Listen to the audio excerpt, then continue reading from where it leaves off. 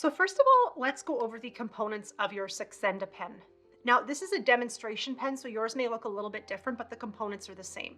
We call it a pen because it kind of looks like a highlighter with a cap on the end. And the medication is stored in this chamber here.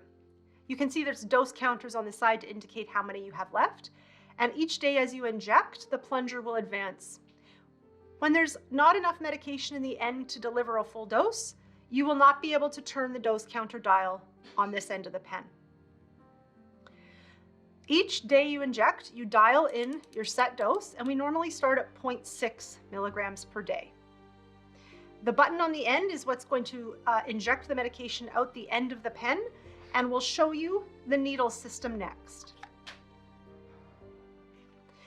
So your first sample box of Saxenda does come with 7 needles, but moving forward after that, you will have to either purchase the needles or I can write a prescription for them.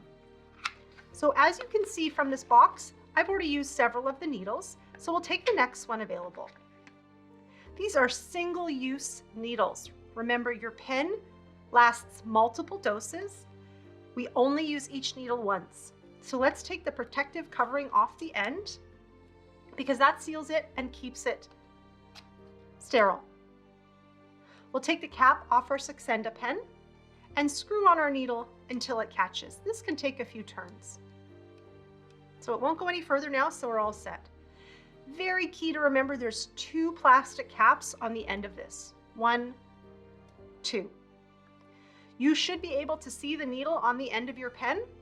If you cannot, you might have forgotten to take off the second smaller cap. Be careful not to bump it or bend it because it's very fine.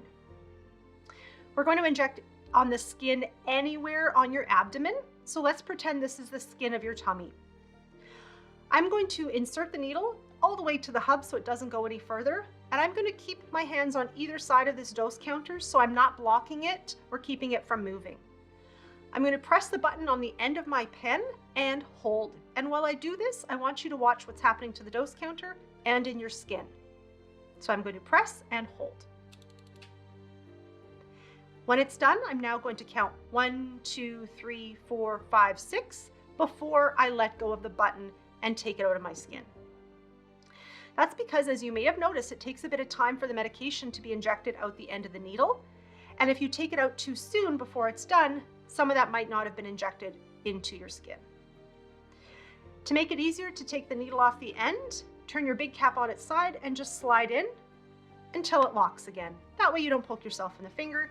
Untwist and put your big cap back on.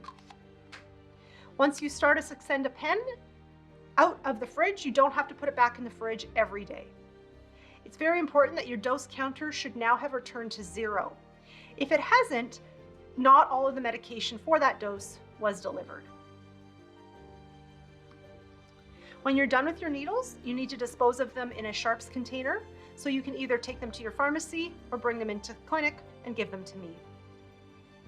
If you have any questions or concerns whatsoever about your injection technique or your pen, just let me know at your next appointment.